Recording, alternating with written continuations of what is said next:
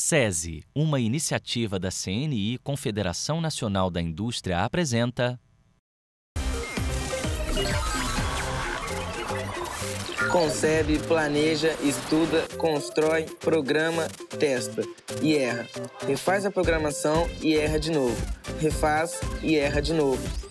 O Turma da Robótica te mostra agora que aprender é assim mesmo. Você tenta, tenta e tenta de novo até entender o funcionamento das coisas e acertar.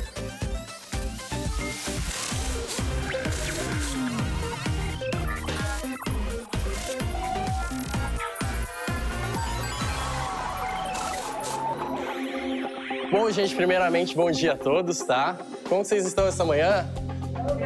Bem, olha só. Então, nosso enfoque hoje é trabalhar um pouquinho sobre a evolução do sistema capitalista e a atual fase do sistema capitalista, principalmente relacionada à questão do consumo. O sistema capitalista, ele surge lá no século XV e XVI como um sistema socioeconômico.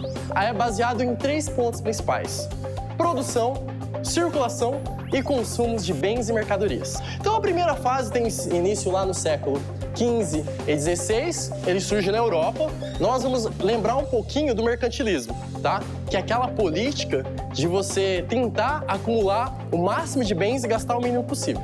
Depois, nós tivemos uma evolução dessa fase, tá? E passamos para a fase do capitalismo industrial. Qual era o principal objetivo da indústria? Produzir muito. E se ela produz muito, ela precisa que as pessoas comprem, que as pessoas utilizem esses produtos. Então, a partir aí do período pós-Segunda Guerra Mundial, nós temos indústrias tanto nos países desenvolvidos, que era onde elas surgiram, quanto nos países subdesenvolvidos. Então, agora a gente vai entender alguns aspectos do atual sistema capitalista e principalmente ligado à questão do consumo. E o sistema capitalista, ele impõe uma sociedade de consumo, onde que o principal objetivo é você consumir, consumir e comprar. Vamos chegar então numa parte que é o enfoque da nossa aula aí, tá? Entender um pouquinho do que é o código de barra. O que é um código de barra? Na verdade, ele é um conjunto de números, geralmente 13 caracteres, com o principal objetivo de você fazer uma localização do produto. Os 3 primeiros números, né, eles funcionam assim como o indicativo do país de origem do produto. No caso do Brasil, é o 789. A segunda sequência é como se fosse um RG. É uma identificação básica do produto, tá? E o terceiro é o produto em si. Outras questões importantes, as empresas também utilizam para controle patrimonial. Como ele é um número que passa uma grande quantidade de informações, ele também é utilizado para saber quais as medicações o paciente necessita. Bom, galera, agora então, para a gente dar continuidade à nossa aula aí, vocês vão junto com o Matheus montar um robô. Pode ir lá, Matheus. Obrigado, João. Então, pessoal, no material que vocês têm aí em cima da mesa, a gente vai montar hoje na aula o robô código de barras, certo?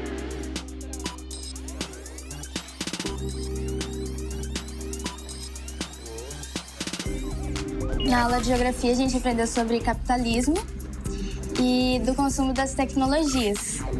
E daí ele ensinou sobre o código de barras, que é utilizado para identificação de produtos. E a gente fez um robô que faz a leitura do código.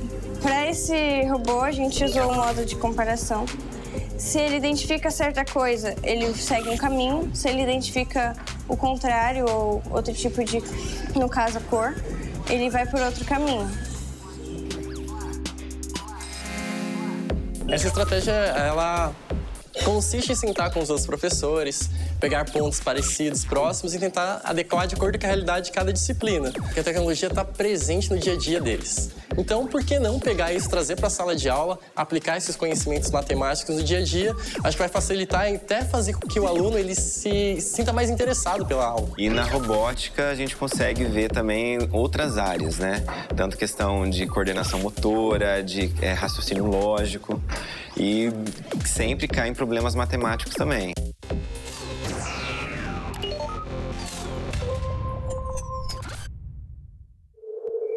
Números múltiplos são números que resultam da multiplicação de qualquer número inteiro, seja ele positivo ou negativo. 2, 4, 6, 8 e 10 são múltiplos de 2, pois quando divididos pelo mesmo, resultam em números inteiros com o resto zero. Na robótica, a maior aplicação dos números múltiplos seriam nos blocos inteligentes. Esses blocos, eles vão adaptar os valores captados pelo sensor e transformar isso em, por exemplo, rotações para o motor. Por exemplo, se o sensor capta um valor muito alto, ele vai adaptar o motor a rodar mais do que ele rodaria se o sensor captasse um valor menor.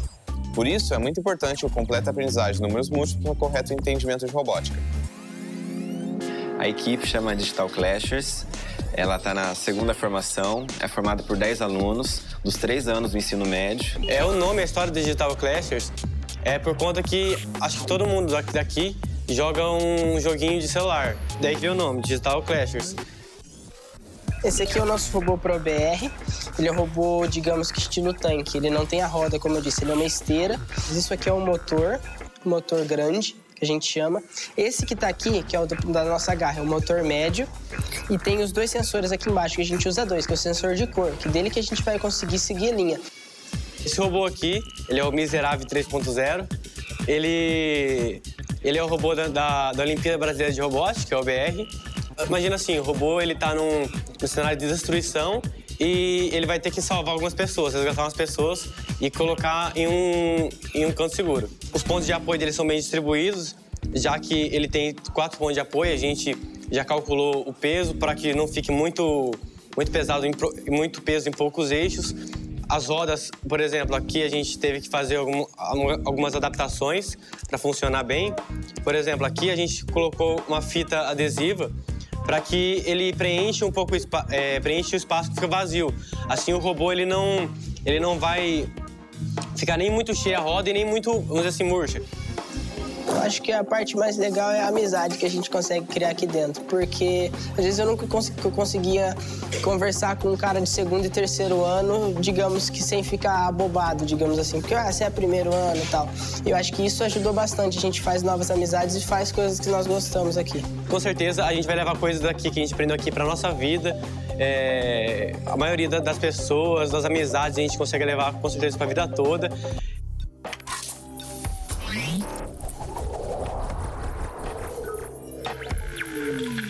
Depois que eu entrei no SESI e conheci a robótica, eu tenho planos para mim de fazer alguma coisa mais especificada nessa área, de fazer robô e tal. Eu pretendo fazer engenharia de controle e automação, que seria a parte de programação de robô. Quando eu era menor, eu tinha vontade de fazer odontologia.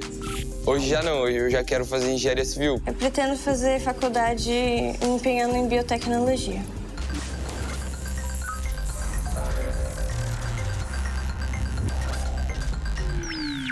O roboticista conhece conceitos básicos de programação.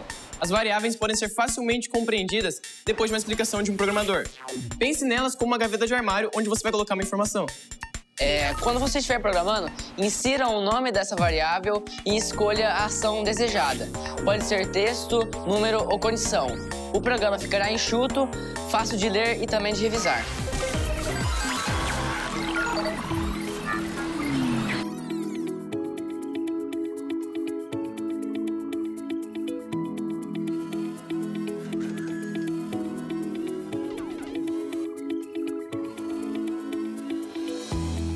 A gente aprende coisas novas, a gente aprende de uma forma mais fácil e a gente ainda tá... A gente já tá estudando pro futuro, a gente já tá se preparando pro futuro, porque robótica não é só uma brincadeira. Um dos nossos focos da robótica é aprender, se divertir e fazer novas amizades. Não é só ganhar o FLL, é que pra gente aprender cada vez mais. É um amor. Quando você ama uma coisa, quando você se interessa, o aprendizado flui muito mais rápido. E aí eu pensei, cara, eu tenho que unir o útil ao agradável. Elas amam fazer isso, então elas vão amar aprender aquilo que ajude elas a melhorar. Então foi unir mesmo a física com a robótica. E, cara, não tem forma melhor de aprender do que se divertindo. E elas deixam isso de prova todas as vezes que elas vêm se reunir aqui. Eu costumo dizer para os meus alunos e para pessoas em comum que não tem para onde fugir. Tecnologia está em tudo que a gente usa e faz hoje em dia. Então você tem 2 opções, ou você é escravo da tecnologia ou você faz tecnologia. E principalmente faz tecnologia pro bem comum, né? Então eu tento levar isso para os alunos para que eles tenham essa noção, né, que eles podem mudar as coisas para melhor através de tecnologia.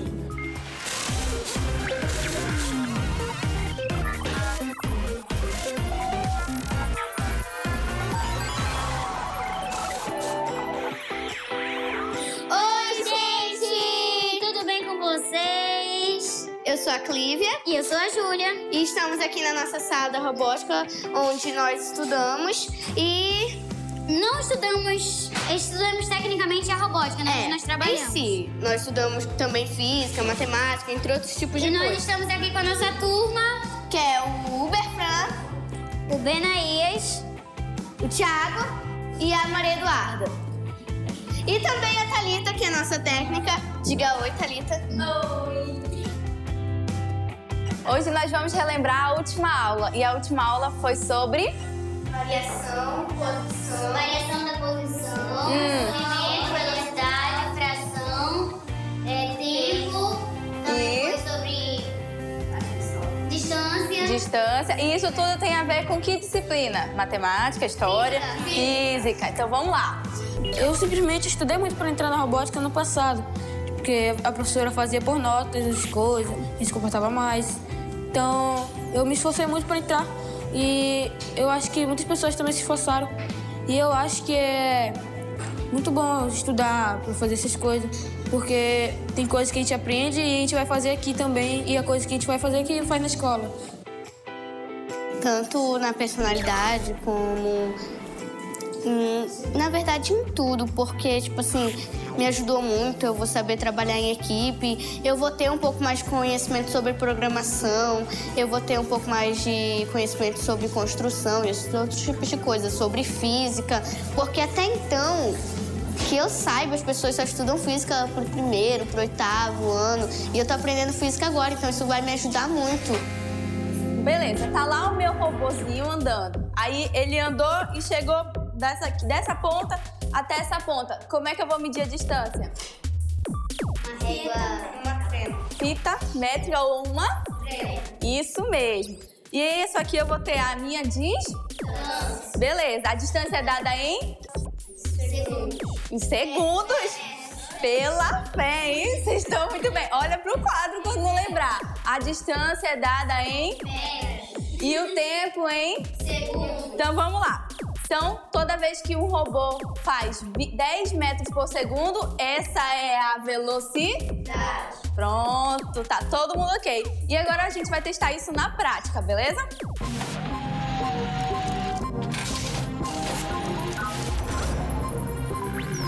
Então, para a gente botar em prática, para vocês fazerem um cálculo de velocidade real com o robô, a gente vai usar aqui nosso robozinho, certo?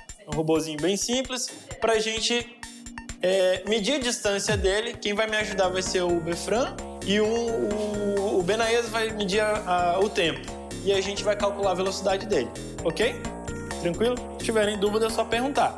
Então vamos lá. Peguem um cronômetro aí.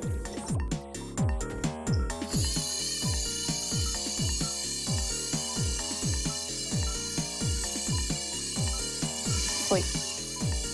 Ok. Esse robô é Explorer, esse sensor aqui é ultrassônico. Quando ele tá andando, tem também o sensor aqui de toque. Ele vai de frente e se ele detectar alguma coisa em 9 polegadas ou então bater, ele vai tipo virar as cabeças e ver para onde tem mais, ele vai calcular para onde tem mais espaço. Esse sensorzinho aqui, ele vai olhar para os dois lados, caso ele bata em algum lugar. Ele vai olhar para os dois lados para ver qual lado ele vai ter mais livre espaço. Não vai ter nada impedindo para ele passar. Aí qual for que ele tiver mais espaço, ele vai.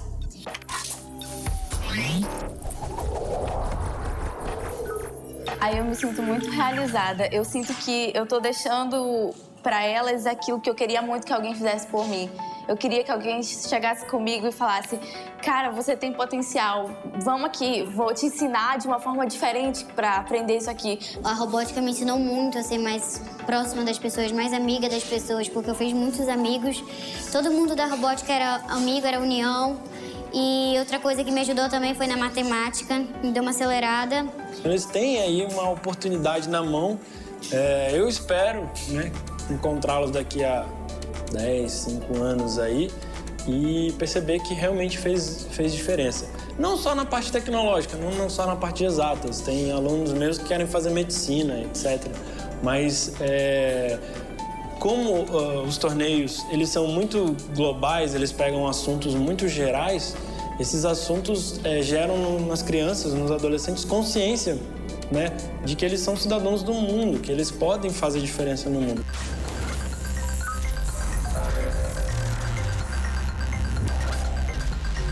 O roboticista não deixa de salvar os seus projetos. Ao trabalhar, é normal perder a noção do tempo. Isso é muito bom, porque é sinal de que você está se divertindo. Mas não podemos arriscar e perder tudo. Portanto, lembre-se de salvar para garantir ainda mais segurança. Procure, a cada alteração, salvar o arquivo com um nome diferente, mantendo as versões antigas, salva do perigo, pronta para aprender. No Turma da Robótica, você vai conhecer agora uma equipe que consegue reunir todo mundo. Alunos de várias idades e séries diferentes que, quando se juntam, mostram que todos têm um pouco para aprender e ensinar.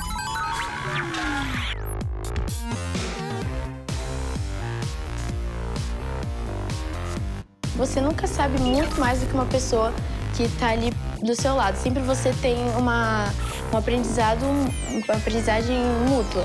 Você ensina alguma coisa e ao mesmo tempo que aprende. Então acho que a gente tem que levar isso. Ao mesmo tempo que eu posso ensinar alguém para uma pessoa mais nova, eu posso aprender com ela. Então acho que isso é importante.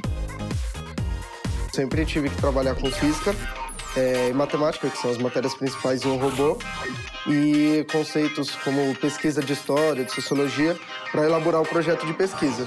Então, por exemplo, eles aprendem o método científico. Então, como faz uma pesquisa, como ter o início de um projeto. E é interessante porque alunos do ensino fundamental acabam vendo conteúdos de ensino médio.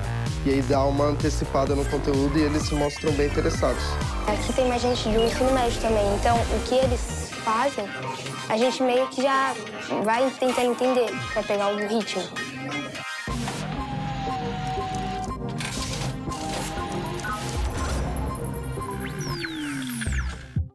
A força presente em tudo isso é uma força de rotação, que é a força que a gente chama de torque, tá? Essa força de rotação está relacionada diretamente no movimento angular. A gente tem esse sistema no robô, então a gente criou aqui para facilitar a visualização para fazer o cálculo. Essa estrela, que é esse aqui que a gente desenhou, é conectada no motor. Então passa a frequência do motor para essa estrela. Acho que a grande dificuldade de um professor de matemática é, às vezes, o aluno levantar a mão e perguntar: professora, mas onde eu vou usar isso? Né? Então, o aluno que está envolvido em todo outro processo, no caso da robótica, ele consegue ver muito mais a matemática aplicada. E isso vai torná-lo muito mais satisfeito com o aprendizado, né? Porque o aluno ele precisa se sentir satisfeito na hora que ele vê uma relação da aprendizagem com o que ele pode aplicar, de repente, numa atividade paralela. Você vai saber a potência que você tem que dar para o motor para você girar a sua última engrenagem na potência que você quer que ela realize a missão. Por exemplo, algumas missões a gente sabe que a gente não pode bater muito forte. Então a gente pode ver a força final que a gente quer e a partir do cálculo das engrenagens você vê a força inicial que você tem que dar.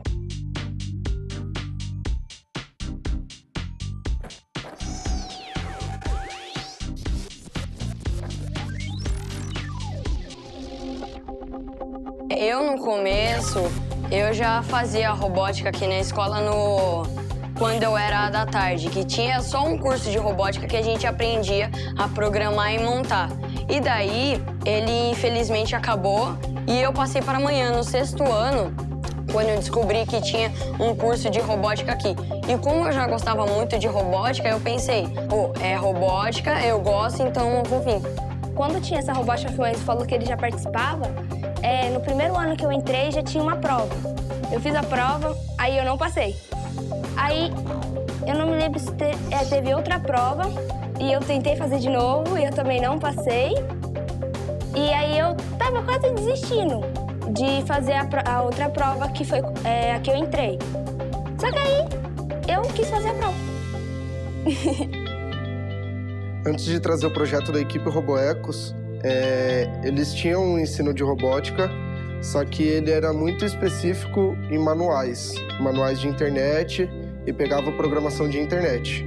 E isso era para fazer atividades simples, como ir para frente e para trás com um robô realmente de manual. E aí eu trouxe a proposta, expliquei minha experiência, como eu tinha disputado campeonatos, e falei que eu queria montar uma equipe de competição. Então, uma equipe que fosse disputar diversos campeonatos para trazer nome para a escola e também, se desse certo, como está dando, expandir o projeto para o restante dos alunos.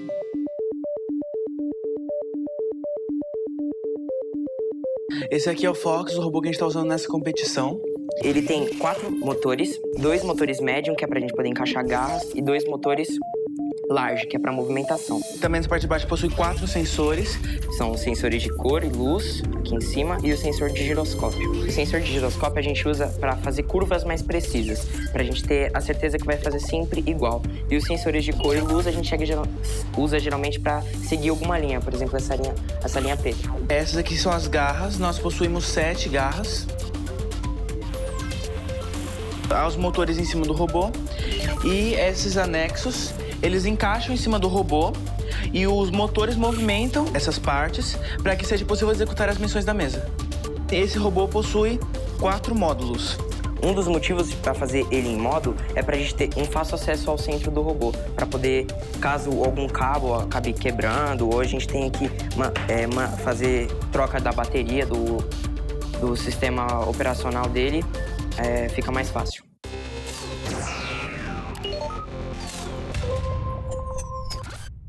A tração é uma força de estiramento que é aplicada sobre um corpo. Essa força pode ser tanto mais fraca ou mais forte quando aplicada. As rodas que movimentam o nosso robô estão na parte de trás, ou seja, nós temos tração traseira.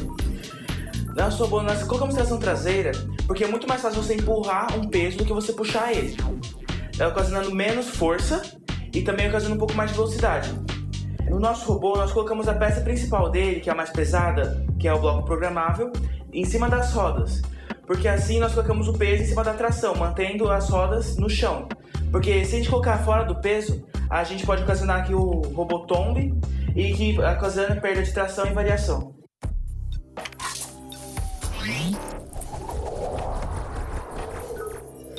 Na física, se for pensar, vai ser fórmulas, frases que decoram fórmulas, mas se trazer com a relação do cotidiano, a pessoa vai compreender muito mais o fenômeno. Então, eu trabalho física, eu tento fazer experimento para mostrar o que está acontecendo, para fugir um pouquinho só da conta. O principal lema que eu guardo para mim é que nós nos divertimos. Então, todo o trabalho é feito com uma diversão. Não é um método onde a pessoa vai ficar parada em um lugar chato, decorando alguma coisa. O aprendizado só é válido e só fixa mesmo no cérebro quando tá tendo uma diversão ali. Eu acho que não tem nada igual. Antes de eu participar de um, eu achei que era totalmente diferente, mas quando você entra lá, vê aquelas várias equipes, cada uma no seu pitch, mas todas conversando entre si, nenhum querendo ser inimigo do outro, todo mundo sendo amigo.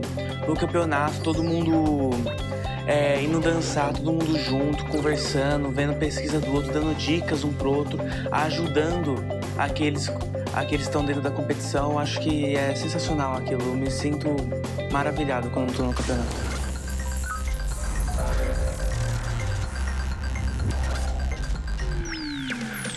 Quando você estiver programando, é comum que repita os mesmos blocos. Por isso, é importante que você conheça os conceitos de programação, que é a função ou o procedimento. Com eles, você pode transformar um algoritmo que normalmente se repete durante o programa em apenas uma função. Assim, você não somente ganha tempo, como também acaba facilitando o entendimento e a navegação pelo programa.